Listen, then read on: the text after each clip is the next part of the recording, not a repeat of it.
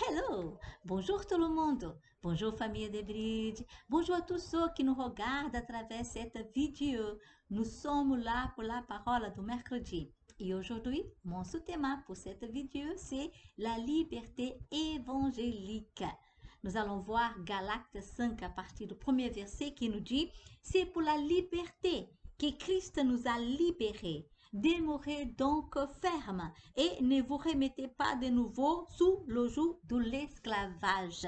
Paul est en train de nous enseigner par rapport à la liberté que Christ nous donne, et cela aux Galates. L'épître aux Galates est la carte de la liberté chrétienne. Dans cette lettre fondamentale, Paul explique le sens de notre liberté en Christ. Nous sommes libres par rapport à la loi et au pouvoir du péché, et libres pour servir notre Seigneur et Sauveur Jésus-Christ. La foi en Christ nous libère vraiment du péché et de vaines tentatives de devenir juste en gardant la loi. Parce que la loi, elle ne peut sauver personne, elle ne justifie personne devant Dieu. Grâce à Christ, nous sommes maintenant libres et capables de renoncer à notre égoïsme, ce qui était autrefois impossible. Mais en Christ Jésus, maintenant nous pouvons abandonner, nous pouvons renoncer à tout égoïsme pour que nous puissions servir à Christ et servir notre prochain. Une chose est certaine, nous devons résister à ceux qui voudraient nous imposer un salut et une croissance en Christ qui dépendrait des règles, des méthodes et aussi des conditions particulières. Lisons encore le verset 2 et 4 qui nous dit « Voici, moi, Paul, je vous dis que si vous vous faites circoncis, Christ ne vous servira de rien. Et je l'atteste encore une fois, à tout homme qui s'est fait circoncis, il est tenu de pratiquer la loi tout entière. Vous êtes séparés de Christ, vous qui cherchez la justification dans la loi. Vous êtes déchus de la grâce. » La lettre aux Galates a été écrite pour contrecarrer, pour s'opposer directement les judaïsants et ramener les croyants à la pureté de l'évangile. Les Galates avaient reçu de l'apôtre Paul la bonne nouvelle du salut en Jésus-Christ. Mais il y avait des faux maîtres qui se sont introduits pour faire détourner la foi et l'évangile que Galates ont reçu de l'apôtre Paul. Et il dit au verset 7, vous courriez bien, qui vous a arrêté en vous empêchant d'obéir à la vérité?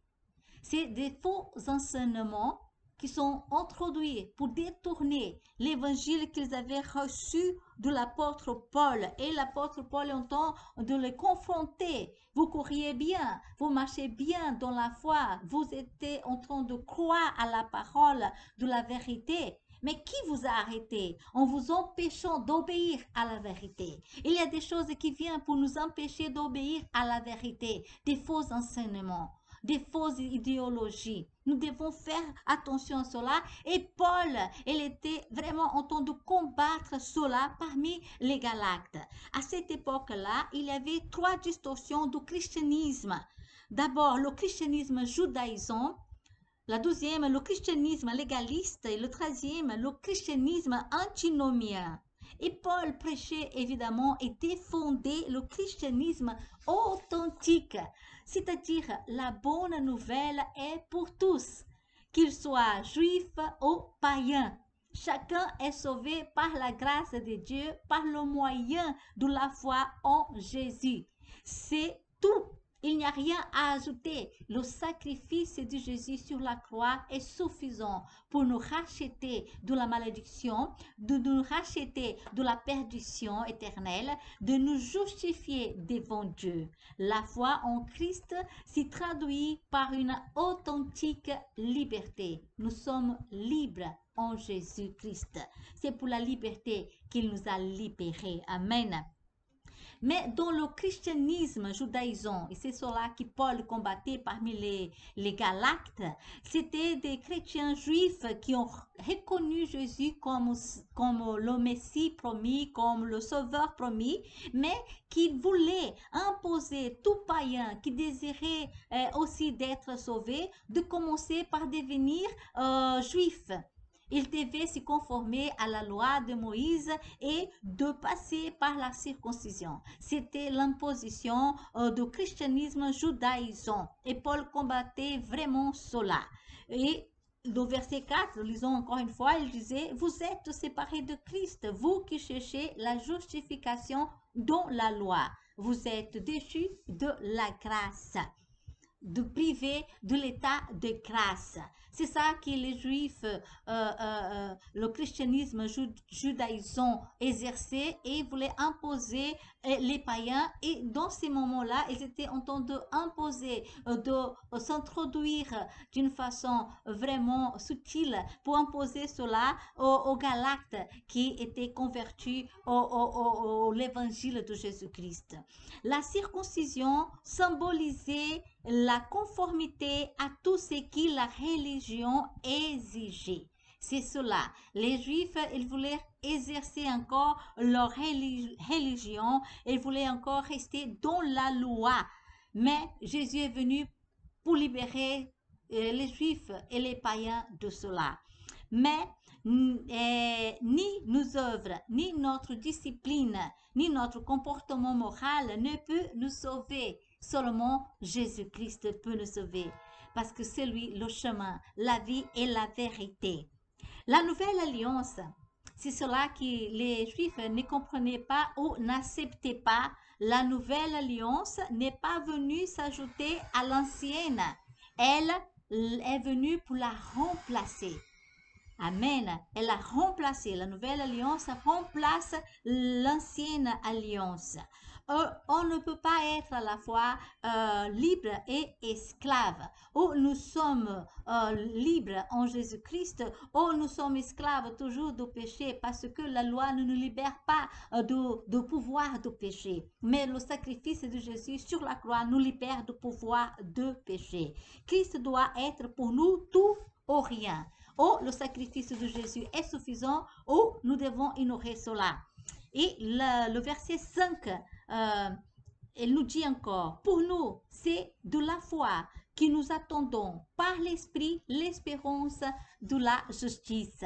C'est de la foi que nous attendons par l'Esprit l'espérance de la justice. C'est par l'Esprit et non par la chair, par une circoncision, mais c'est par la foi et non par les œuvres. Et c'est par la grâce de Dieu et non par notre propre justice ou de nos efforts propres que nous attendons fermement et que nous comptons sur l'espérance sûre et solide d'être trouvés réellement justes.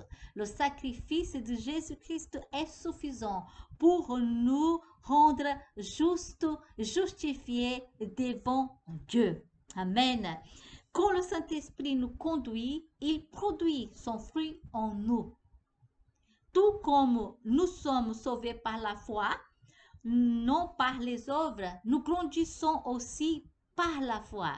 Tout ce que nous faisons, c'est par la foi. Le juste vivra de la foi. Lorsque nous croyons, nous recevons le Saint-Esprit en nous et il nous aide à vivre pour Christ. Maintenant, nous vivons pour Christ. Avant Jésus, on était esclaves du pouvoir du péché. On était vraiment esclaves de notre propre égoïsme. Mais une fois libérés de tout cela, le Saint-Esprit nous aide à vivre d'une façon que nous allons glorifier le nom de Jésus et nous allons vivre pour lui. Amen. Alléluia. Lisons le verset 6 qui nous dit, car en Christ Jésus, ce qui a de la valeur, ce n'est ni la circoncision ni l'incirconcision, mais la foi qui est agissante par l'amour. La foi est agissante par l'amour. L'évidence de la vraie foi, c'est l'amour qui procède de cette foi. C'est l'amour qui permet de reconnaître la vraie foi, celle qui voit Dieu lit dans son cœur l'amour infini, gratuit, paternel, l'amour qui pardonne, qui relève et qui sauve d'une façon inconditionnelle. Amen. Alors, la foi, l'amour, c'est l'expression de notre foi. Et cette foi nous fait voir le cœur de Dieu, nous fait comprendre le cœur de Dieu. Un cœur d'amour, un cœur paternel, un cœur qui pardonne, qui nous relève et qui nous sauve d'une façon inconditionnelle. Tout cela, c'est notre Dieu, notre Père céleste. 1 Jean 4, 19 nous dit, pour nous, nous aimons parce que lui nous a aimés le premier. C'est Dieu qui nous a tellement aimés, qui nous a envoyé son Fils unique, Jésus-Christ, pour mourir à notre place, pour nous réconcilier avec lui, pour nous garder de la colère à venir, pour nous réconcilier avec Dieu et habiter pour toujours avec Dieu, avec Jésus éternellement. Alors, l'amour étant une expression de la foi, nous pouvons évaluer notre foi par l'amour que nous avons pour les autres. C'est ça, l'amour de Dieu qui est déversé dans nos cœurs à travers le Saint-Esprit qui habite maintenant en nous. Et c'est l'amour qui c'est l'expression de la foi. C'est vraiment la mesure de notre foi. Et c'est possible d'évaluer notre foi par l'amour que nous avons pour les autres. C'est pour cela que Jésus a dit, aimez-vous les uns les autres comme moi, je vous ai aimé. Amen. Alors, c'est à nous de pratiquer cet amour, notre foi, de la confirmer à travers l'exercice, la pratique de notre amour les uns pour les autres. Et tout cela, Paul était en train d'enseigner de nouveau, de renforcer son enseignement aux Galates pour qu'ils puissent être vraiment gardés, protégés des faux enseignements. Que nous aussi, nous pouvons garder notre cœur, que nous puissions comprendre bien la parole de Dieu, l'évangile du salut que nous avons reçu et ne pas laisser des faux enseignements, des faux maîtres venir vouloir détourner notre foi ou l'évangile que nous avons reçu de Jésus-Christ. Amen. Prions. Seigneur, nous te disons merci pour cette parole, pour cet enseignement, Seigneur, merveilleux, qui nous donne la conscience, Seigneur, que parmi nous, il y aura toujours, Seigneur, des gens qui vont essayer de nous faire détourner de notre foi, de l'évangile du salut en Jésus-Christ.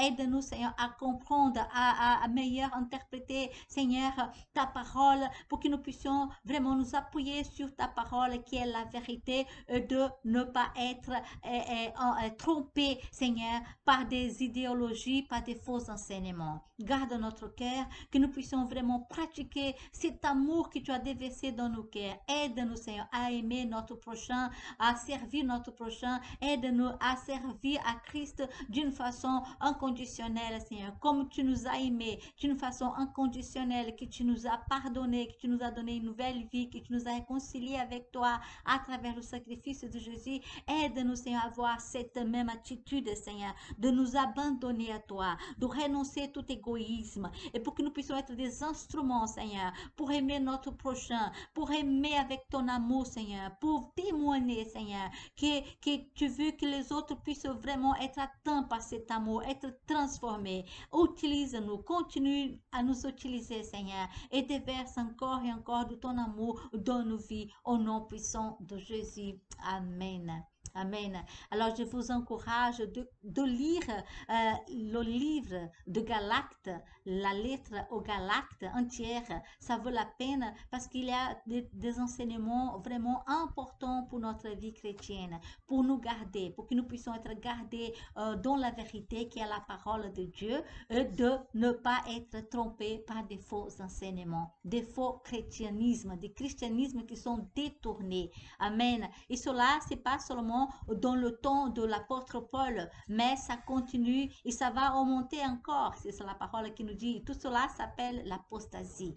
Et l'apostasie va venir avant le grand jour du Seigneur Jésus. Mais que le Seigneur nous garde et nous protège dans la foi, dans son amour, dans sa parole, par son esprit, au nom de Jésus. Amen. Et nous vous attendons pour la prochaine fois. Que Dieu continue à vous fortifier, à vous bénir et à vous garder au nom puissant de Jésus. Amen. À très bientôt. Bye bye.